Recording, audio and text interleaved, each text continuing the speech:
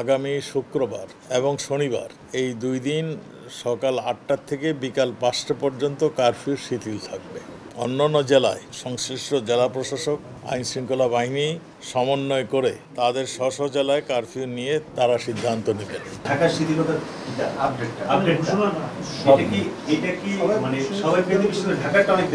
ঢাকাকে ইম্পর্টেন্স দেওয়া হয়, ঢাকার সমস্ত কিছু আমরা জেনে নেই।